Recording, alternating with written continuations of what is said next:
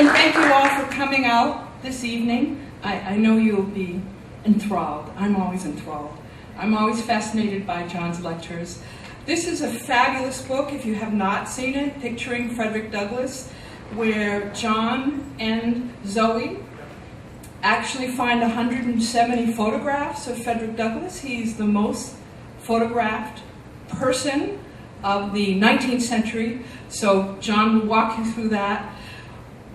I'm with the New Bedford Historical Society, but I also work on campus. So one of my interests is also promoting New Bedford's local history. The New Bedford Historical Society is an organization that focuses on the history of people of color, because essentially our history has really been pushed aside. So here we have this wonderful story about Frederick Douglass, who comes to New Bedford when he's 20 years old, and all our kids in the public schools hardly know any of that. They don't know about the wonderful history of people of color as they fought to end enslavement across this country, and that's part of my job, is to make sure that our young people know those things. But I'm also happy to be here because this is a wonderful example of campuses and students working with local history and with local organizations. So I'm working with Pamela now, I'm working with many other people who have interns who are doing research and focusing on this and working on curriculum projects with young people in our schools, so kids will have a pride in the place that they grew up in. So thank you very much, and John, it's all yours. Thank you very much, Lee. Thank you, Pamela, for those very wonderful, generous introductions. I'll talk for about 45 minutes and then open it up to questions and show a lot of images during the 45-minute talk. I'd like to start by asking how many people in this room have read anything by Frederick Douglass? Hands high. Okay, about half. You should take one of Lee Blake's walking tours, take one of her courses, read some of Frederick Douglass. I'll summarize a bit of his life and accomplishments outside of photography today, and just start with the fact that one of the reasons I think you should read him is I've said this in print. I think Frederick Douglass is among the greatest, if not the greatest, nonfiction writer in certainly the United States and in the English language. He's stunning, and I teach him every year. I have never had a student who had previously not been familiar with Douglass who comes away astounded at how good a writer he is. Douglass, for those of you who know him, was the preeminent African American in the 19th century. He was, in his day, considered one of the greatest writers, perhaps the greatest orator. In fact, he could command a higher speaking fee than any other peer. And it was a time in which public speaking or oratory was one of the few forms of entertainment. Most speeches were 2 hours, and people would travel for miles around. And you could make more money generally as an orator than you could as a writer or a novelist. He ended up becoming economically comfortable in part because of his success as an orator. Douglass always said that he felt more comfortable speaking to the public ear than writing for the public eye. Douglass was the first African American to meet with and advise a U.S. president. When he met with Lincoln 3 times, they publicly declared themselves friends, which was equated or meant equality. And Douglass met with every subsequent president until his death in 1895. And he's the first African American to receive a federal appointment requiring Senate approval when he became the Marshal of the District of Columbia, then the Recorder of Deeds, and he was the first black ambassador when he became minister to Haiti. And this is all from someone who began his life as a slave, born in 1818 and spent the first 20 or so years. He was born in 1818, he escapes from slavery in September 3rd, 1838, moves to New Bedford, and then becomes a public figure beginning in 1841. A lot of scholars and a lot of people have resurrected Frederick Douglass over the past 30 or 40 years. He was truly a household name in the 19th century. He was more famous than Lincoln until 1860. One other anecdote, Stephen Douglas, Lincoln's nemesis in Illinois, spelled his name with 2 S's, just like Frederick, until Frederick became famous with his first autobiography. And Stephen Douglass, if you know anything about him, you know he's a virulent racist. And then Stephen Douglass silently deletes 1 S. And for thereafter spells his name Douglas, just 1 S. And I've been still looking to see if there's any letter he wrote to say I deleted 1 S, because I don't want people confusing me with Frederick Douglass. Because we know he was confused. A number of journalists confused Stephen Douglass with Frederick Douglass, and Stephen Douglass absolutely hated it. It gives you a sense of his significance.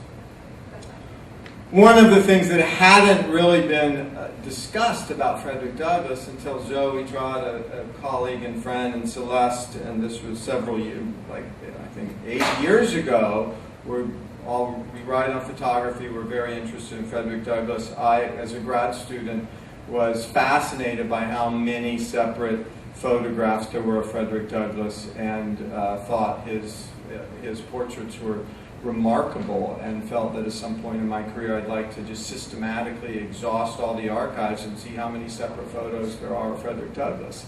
And I felt I couldn't do it alone. Zoe and Celeste and I, it was, I thought, a great team.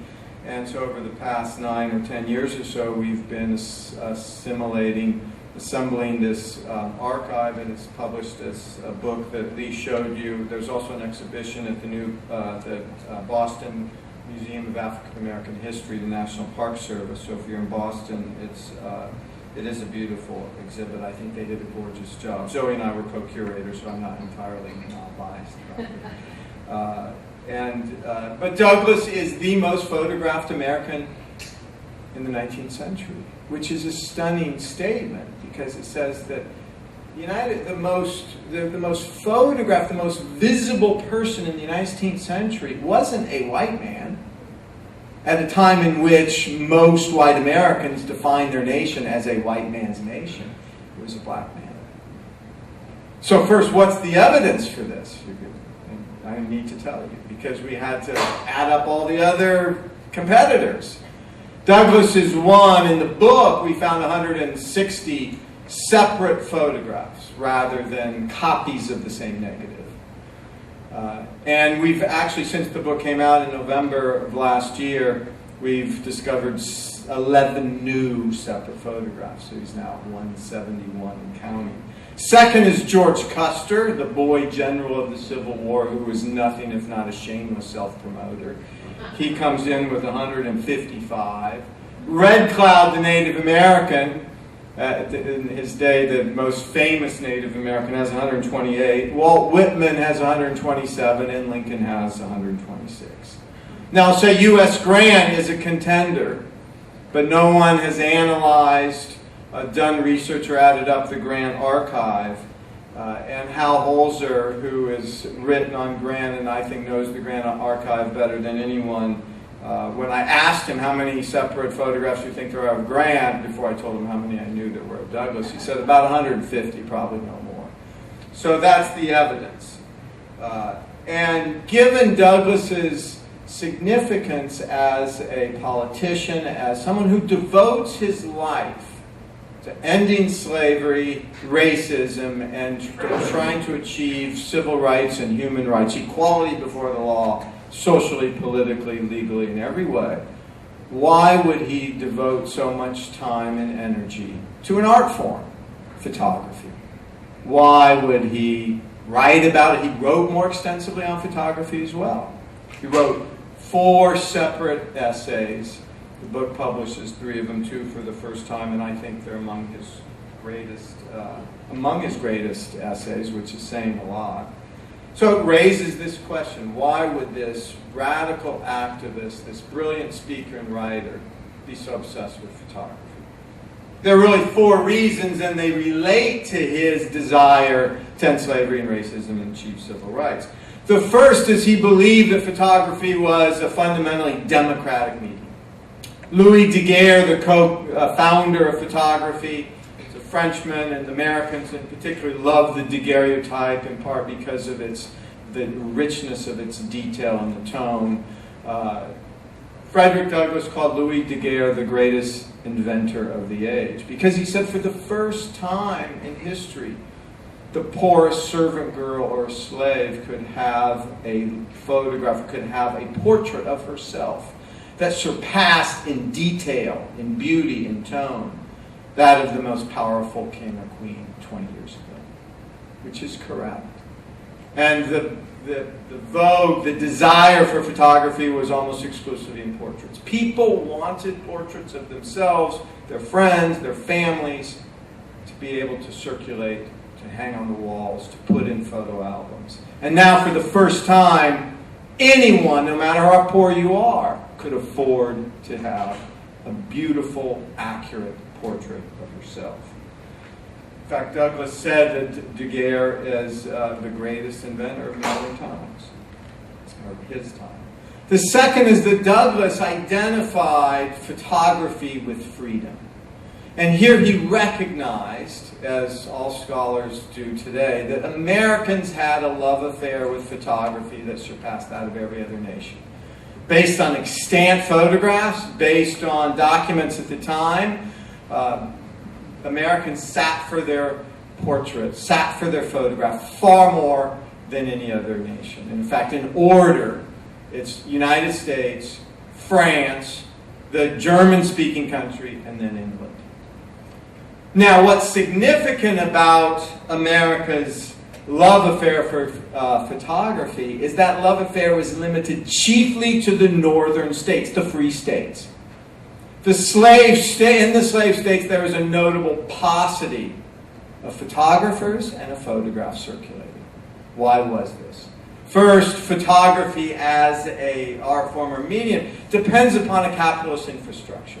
You need roads so that photographers can move from one place to another, because for a photographer you need to make money on having a certain number of people nearby so you can pay your rent. And South didn't have that. There were very few cities. Another reason is that photography at this time, it was a profession. It was the age before amateur photography. So to learn the craft or the art, if you knew how to read, you could read a manual, and you needed 3 to 6 months to experiment with the chemicals and try to put the instructions of the manual into practice. And if that happened, you're on the road, you're on your own. A lot of photographers created big wagons, they put their chemicals and cameras in there, and they go from one town to the next throughout the north. Or you could spend a little more money and get a building in New York City or Boston. In New York City, there was a photography studio on every street corner by 1850.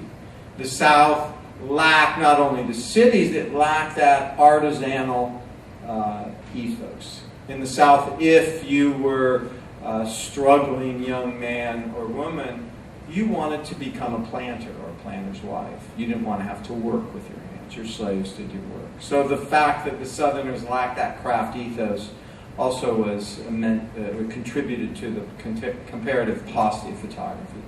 And the final reason for the lack of photographs circulating in the South is that Southerners vigorously censored, suppressed any criticism of white supremacy and slavery.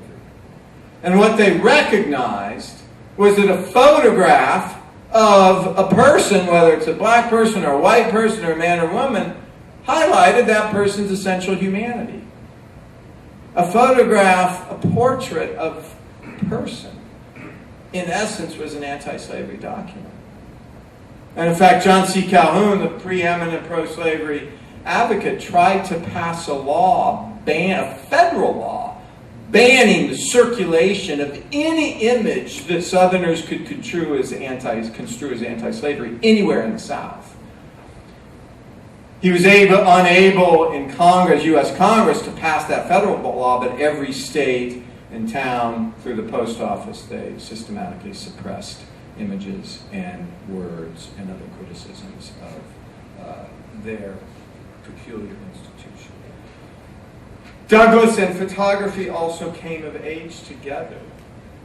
Douglass escapes from slavery in 1838, moves to New Bedford, works in New Bedford from 38 until 41, and he then goes to Nantucket for it's really his first vacation, and he attends a national abolition convention in Nantucket sponsored by the American Anti-Slavery Society. He had been preaching in New Bedford. He had been part of an abolitionist community in New Bedford, and he was renowned in New Bedford for being a good speaker. And William Lloyd Garrison and other leaders of the American Anti-Slavery Society heard him speak and offered him a full-time job as a paid lecturer, in which he would travel around the North converting multitudes to the cause of anti-slavery or abolition.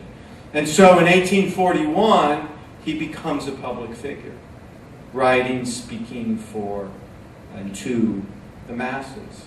And that coincides with the first known photograph. It's this beautiful daguerreotype by Greg French, a friend of mine from Boston. And you have Douglass, this 23-year-old in this beautiful, beautiful afro. My pointer doesn't work.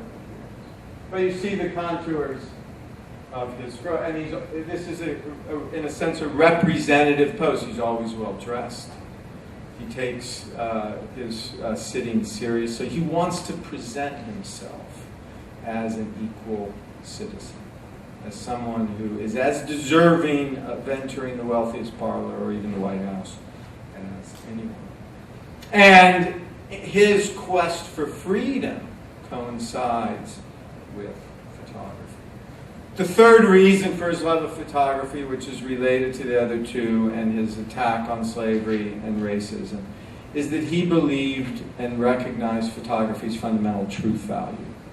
Unlike all other forms of representation, he and almost all of his counterparts in the 19th century believed that a photograph was an accurate representation of that person. A photograph did not lie. And in a sense, we still believe that. How many people in this room, when they see a photograph on the front page of the Wall Street Journal or the New York Times, doubt its truthfulness? Any hands? One. Usually there are a few more skeptics. But we still, even though we know we can airbrush and make multiple exposures, airbrush out unwanted people, make multiple exposures, solarize, manipulate the heck out of a print, we still have faith in the truth value of the camera. And even then, photographers themselves knew that photographs lied. They could make multiple exposures. They could airbrush out unwanted subjects. They could manipulate photographs then.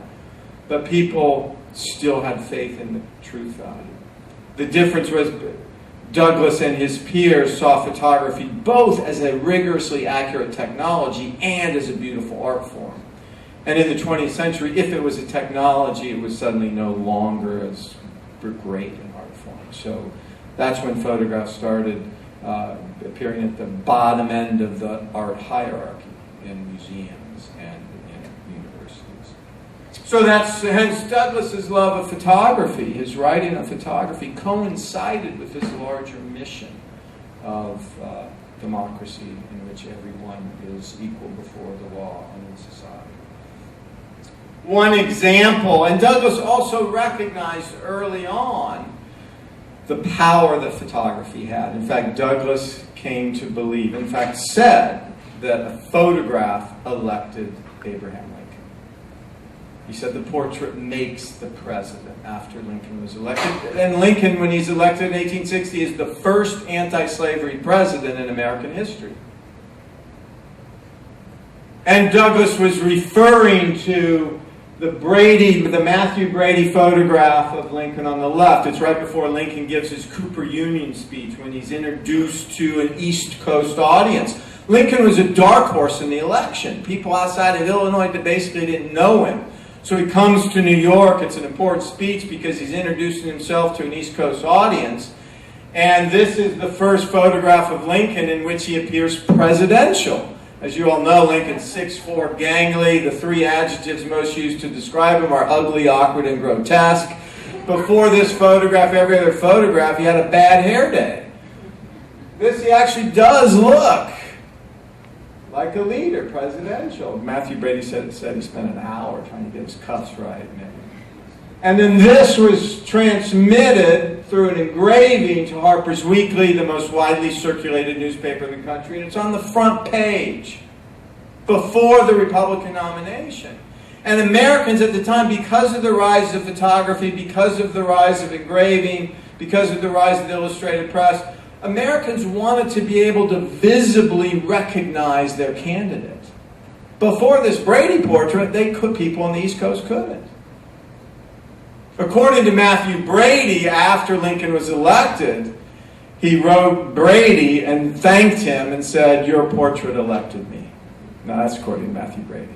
But Douglass said the same thing. A lot of people felt that way. What's significant about the transfer process from a photograph to an engraving, it's the age before the halftone, is that Americans believed in the truthfulness of an engraving based on a photograph as much as they believed on the underlying photograph.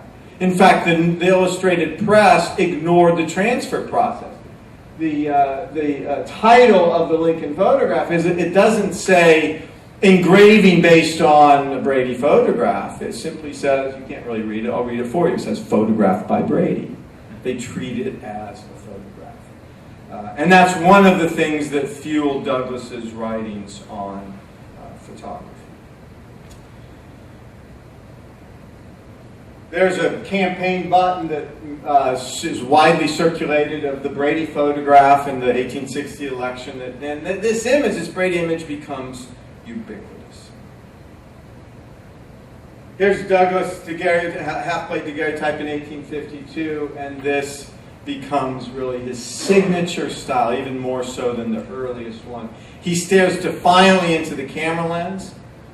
He has a stern expression because slavery is expanding, and he needs to be stern. He confronts his viewer, confronts his audience. One convert who saw this photograph, heard him speak, and was converted to the cause of anti-slavery society, I think wonderfully captured Douglass's look. She said he looks majestic in his wrath. And it's the perfect pose for this radical activist. Majestic in his wrath. Looking beautiful. In a sense, Douglass, through his photographs, through his writing, through his public speaking, he out-citizened white citizens at a time in which most white Americans believed that blacks could not be or should not be citizens. That's part of the discipline that he brought with him. By after the Civil War, he's on the cover of Harper's Weekly. I mean, that would be like being on the cover. There's no analog today. It'd be like being on the cover of Time magazine in 1940 or 50 when everyone saw it. Or being featured in CBS News when there's only 3 television stations. That gives you a sense of the dissemination of his images. Douglass's portraits were public portraits. They were designed to bolster his public image, designed to help him fight the cause of ending racism, achieving human rights, slavery. Most were studio portraits taken while on the road. Douglass traveled immensely as a public speaker, and almost wherever he went, he would sit for a photograph. A few of them, however, portray Douglass in the arts for which he is best known. These are not representative photographs. The next 3 I'm going to show you, but they're very rare, and I want to get this. Here's Douglass mid-speech. He's best known as an orator. He delivers his signature speech, which becomes Self-Made Man after the Civil War, at Tuskegee Institute before 5,000 people on Commencement Day in 1892, 3 years before he dies. And I'll see if I can show you through the pointer. If you just draw a straight line down, you see the young African American on the chair. That's Booker T. Washington. Right. There's Douglass standing. Is Marcus here? I'm trying to see if there's another point. You see Douglass standing. Booker T. is 3 to the left. Here's another photograph. It's a daguerreotype from 1850. It's an anti-fugitive slave law convention. It's, again, very rare because to obtain this kind of a photograph, you need to, the exposure times on a bright sunny day were 15, 20 seconds. If it was a cloudy day, the photographer didn't have work. That was the limits of the medium. And here Douglass is sitting down on the right. His friend and fellow abolitionist Garrett Smith is mid-speech, gesticulating. Douglass, after Garrett finishes, will stand up and give his own speech. Here's Douglass at his desk writing. Again, these are not representative photographs, but extremely rare. And Douglass was not interested in photographs of his family. He was not interested in personal mementos. He was not interested in circulating his private self. In fact, there are no extant images of Frederick Douglass with his first wife, Anna Murray. And of his 5 children, there is only one photograph of Douglass with any of his 5 children, and it's with his youngest daughter, Annie, which is right here. This actually wasn't in the book, because we discovered this in an archive in Baton Rouge about 3 months ago. Annie dies in 1860 from an illness. Douglass, according to most accounts, Douglass was emotionally most attached to Annie. And you see him slumping down, so it elevates Annie. It makes Annie look more mature, more significant. No other photographs of Douglass and his siblings. There are a few photographs of Douglass with his second wife, Helen Pitts, who he marries in the 1880s after Anna dies. This is a photograph where Helen is on the right and her sister is on the left.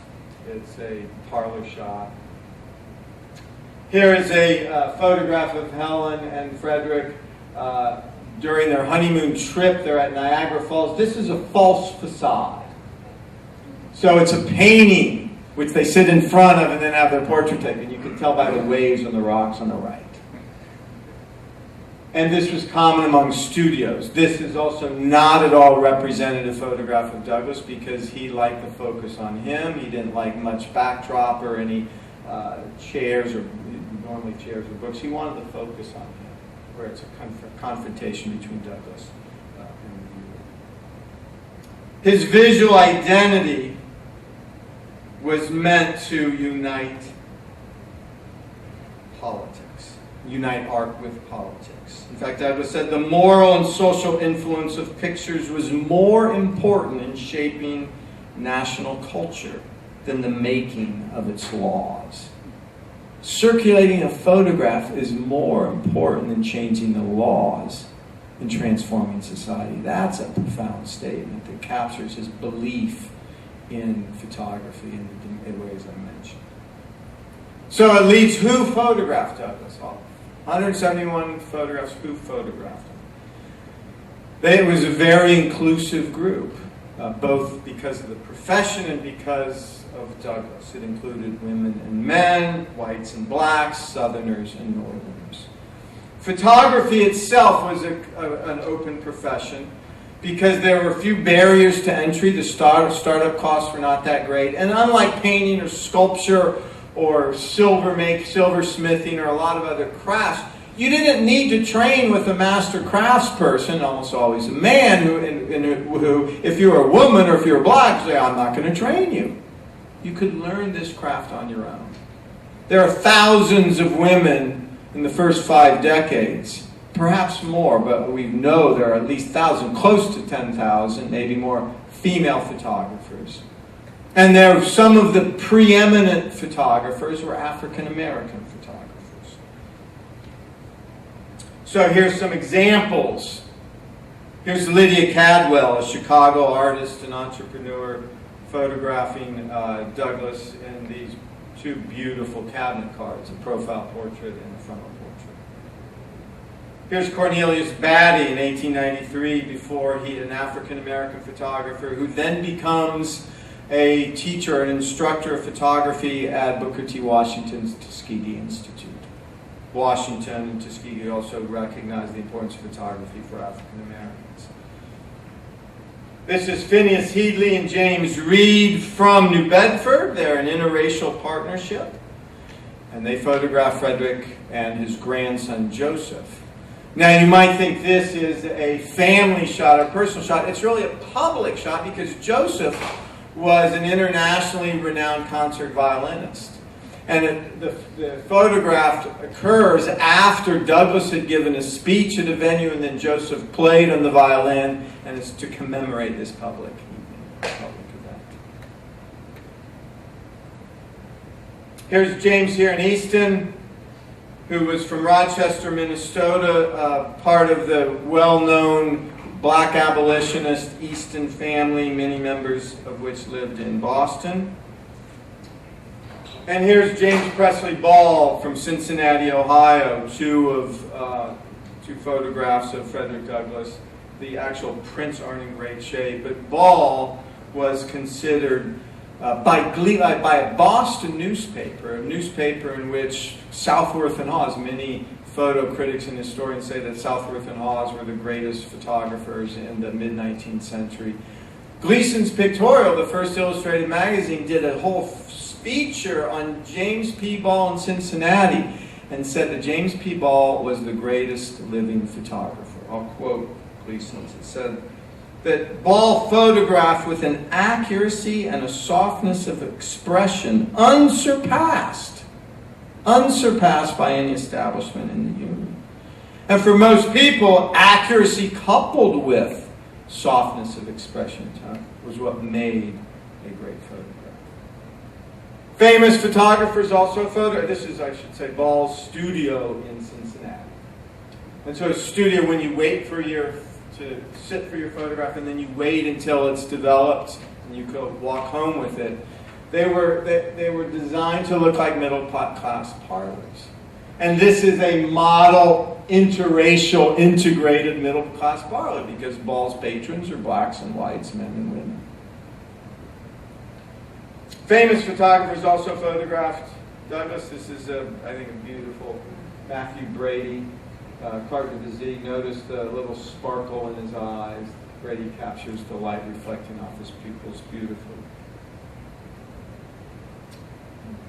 John Howe Kent, Rochester, and Douglass is living in Rochester. He moves to Rochester after becoming legally free while he's in England, Ireland, Scotland, owing to the success of his first narrative, his autobiography. It's so successful that he names names, and the reason that he writes in the first place is because he's such a good public speaker that he's increasingly accused of being a fraud.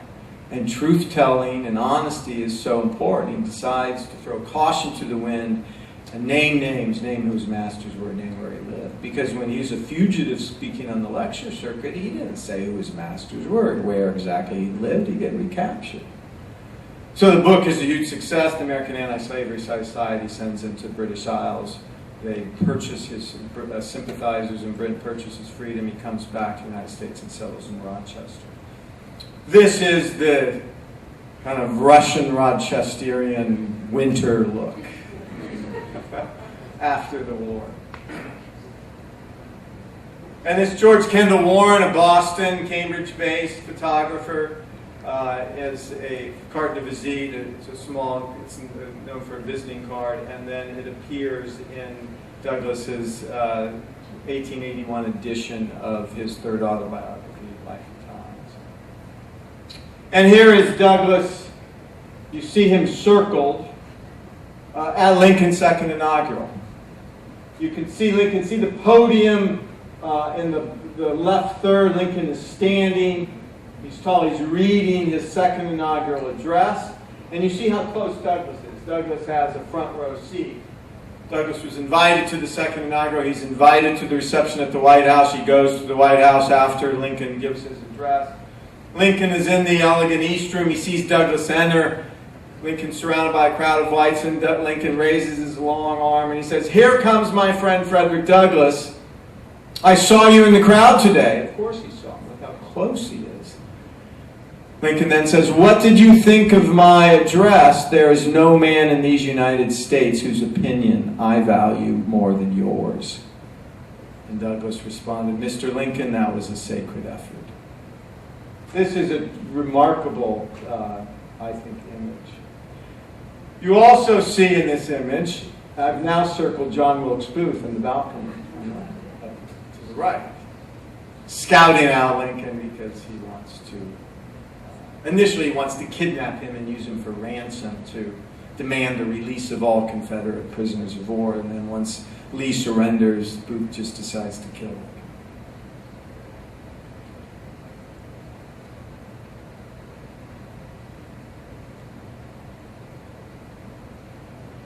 Douglass saw his role in portraiture not as an objectified subject, but as an artist or performer. In fact, I see him as, I call his relationship with the photographer and the camera part of a pas de trois, or dance for three, so to speak. Because given the exposure times, it required a subject who was really invested in obtaining the best look possible. Douglass says that the photographic process was difficult. He calls it one of stern serenity.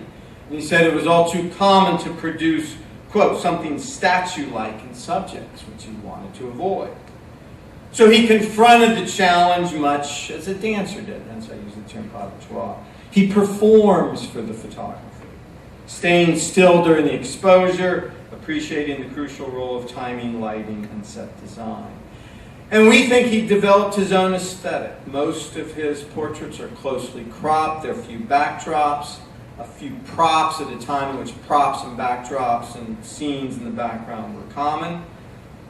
Such objects detracted from his solemn, dignified persona of a black man demanding citizenship and equality. And when he did use a prop, it was significant. Here, Douglass is shown with Lincoln's cane. After Lincoln dies, Mary Todd gave Douglass one of Lincoln's canes as a tribute, and as a tribute to their friendship and Douglass's influence on Lincoln. Here's Douglass, a beautiful carte de visite by Ives and Andrews. Douglass is sitting at a table with a book to highlight his role as a public intellectual. And here's Douglass as an older man sitting in a chair with the arms carved like lions, which captured his own leonine mythology. He, at the time, lived in this large home that looked down on the Capitol. It's now the National Park Service Douglass home. If you haven't gone, you should.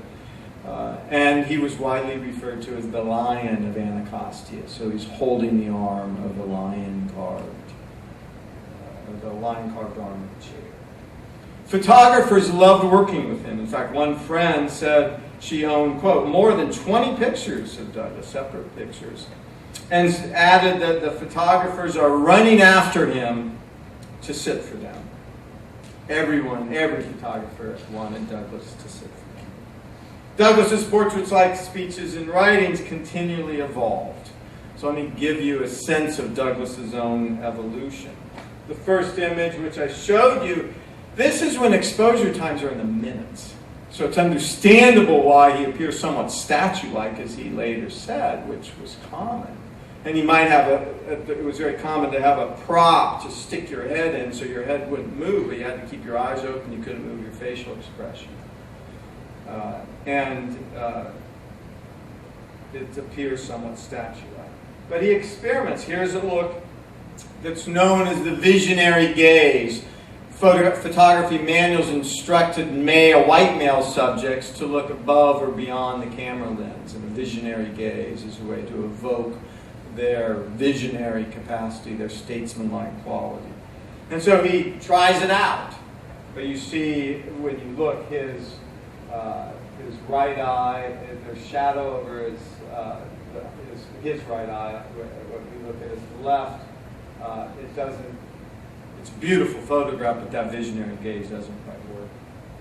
And here he's looking down in askance. Another beautiful photograph, but it's still not the pose, really, that he wants. And he discovers this pose in roughly late 1840s, early 1850s, staring defiantly in the camera lens, the pose of majestic wrath or wrathful majesty. This is probably the most, not probably, is the most widely circulated, the best known photograph of Douglass until after the Civil War. It's the frontispiece. This is an engraving based on a lost photograph. It's the frontispiece for his second autobiography. And you see him adding an aspect to that majestic wrath in which his fists, he's closing his hands into a fist, daring someone, challenging someone to defy his demand for freedom and equality. Here's an unusual profile portrait, because a profile portrait was reserved primarily for statesmen and visionary men. He couples the profile portrait with the clenched fists. Another beautiful photograph. And here is the only known photograph of Douglass explicitly smiling. He almost never showed a smile, with this notable exception. Almost to the end of his life, Douglass wanted to refute the racist caricatures which were disseminated all over the place of blacks as happy slaves and servants. And here in 1894, a year before he dies, it's as though he's now so famous, his stature is so secure, he can finally let his guard down and show a smile. So the three large themes that stand out is he almost never shows a smile.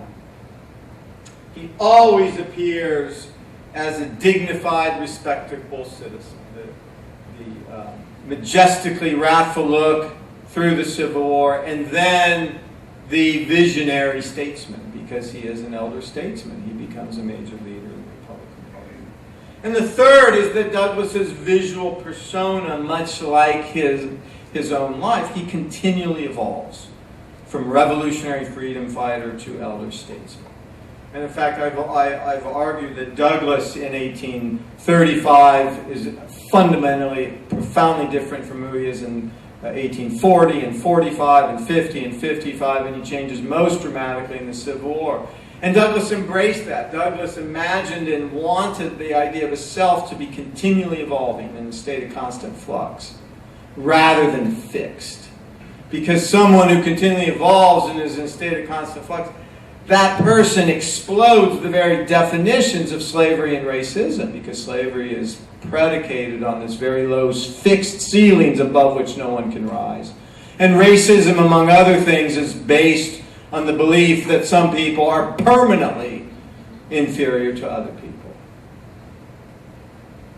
Douglass also was considered one of the, if not the preeminent self-made man, and self-making for Douglass. Douglass also championed self-making for women.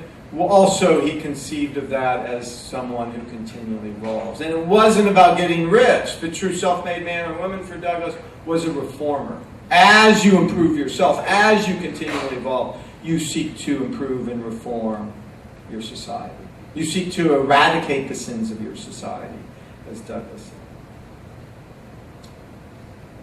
Perhaps the most noticeable visual marker of Douglass's continued evolution can be seen in his facial hair.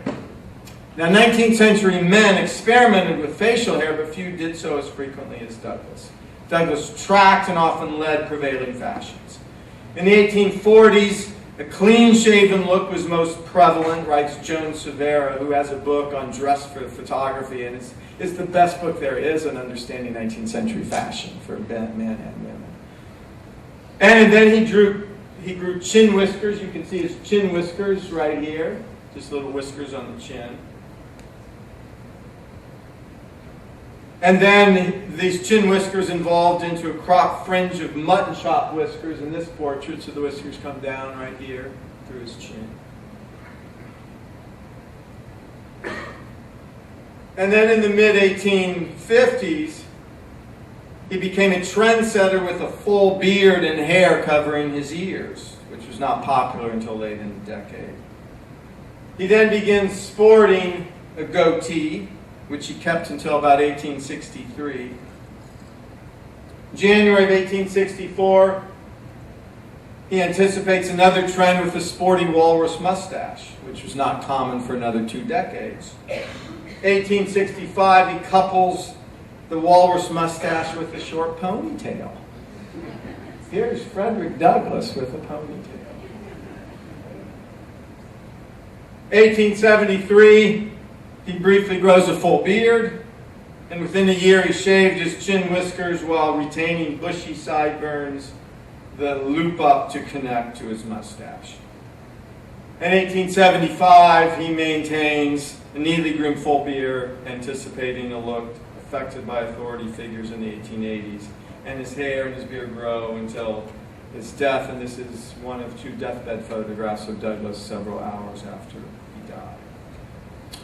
The evolution of his appearance, like his portraits, as I said, indicated his status as a self-made man. His portrait gallery contributed to his persona as one of the preeminent, if not the preeminent, self-made men in the United States. Now, after Douglass died, his portraits served a crucial, important visual legacy in the 20th century and beyond. It continued to inspire art and artists that could break down racial barriers. In a profound way, Douglass took advantage of the new technology of his day in much the same way that many activists are taking advantage of the new technology of our day, from Twitter and Facebook to cell phone photos and videos. So, for example, many African Americans, with the rise of Black Lives Matters, won't leave home without a camera because they want to make sure if they're accosted by the police, that camera will tell the truth. It begins with Frederick Douglass. It begins with Frederick Douglass and his emphasis on the camera's truth value. Its ability to capture the essential humanity in every person. Douglass's portraits inspired artists to create thousands of murals, sculptures, paintings, prints, drawings, and postage stamps and magazine covers after his death. His visual legacy protested lynching and segregation. It lobbied for civil rights and it celebrated black power. It dignified the black body that white Americans have so often tried to destroy, as Ta-Nehisi Coates noted in his recent, in my view, wonderful book. So let me show you some of the legacy Douglass photographs. He's on the cover of Life magazine in 1968. This is a time in which it's the height of the civil rights, but everyone saw this photograph. It's based on this 6-plate daguerreotype. Now, daguerreotype is a unique one-of-a-kind object, so it's the Life had to go into the archive, photograph it, they put it on the cover. And this Life photograph then becomes the basis for Daniel Fichter's wonderful mural at the King Open School in Cambridge, a few blocks from where I live. And it's actually a magnificent mural. This is just a detail showing Douglass among a larger group of activists. This is Lloyd Lilly's sculpture of Frederick Douglass in Faneuil Hall. I'm showing you murals and statues and other legacy images, primarily in Massachusetts, because we're in Massachusetts. But if I were in Chicago, I would show you some just limited to Chicago. If I were in LA, I'd show you some just limited to LA. And you see that this sculpture is based on Douglass's frontispiece. Here's Deborah Browder and Heidi Short, Frederick Douglass in Roxbury, Mass., based on the right John Whitehurn's cabinet card. Here's a U.S. postage stamp. Douglass had 2 postage stamps, one from 95, one in the 60s, based on Carney Library. And notice how the artist turns Douglass's fingers from down to up. This is an anti-racism mural in Belfast, Northern Ireland, based on Matthew Brady's Carte de Visite. If any of you go to Belfast, it is the most visible image in Belfast. It's on a mural on a wall that stands high on a hill. You can't miss it in most places in Belfast. And a version or a similar version, as most of you know, here's in New Bedford. It's a beautiful mural. It's worth spending time with, actually taking your family, friends, students, and doing a close reading of the mural. Labor history mural in 2000. Douglass helped launch one of the great battles in American history, a battle between racist stereotypes and dignified self-possession. Across 50 years of photographs, Douglass fought for the public image of African Americans as equal citizens. Across the next 120 years, in his visual afterlife, the photographs have fought on. Thank you.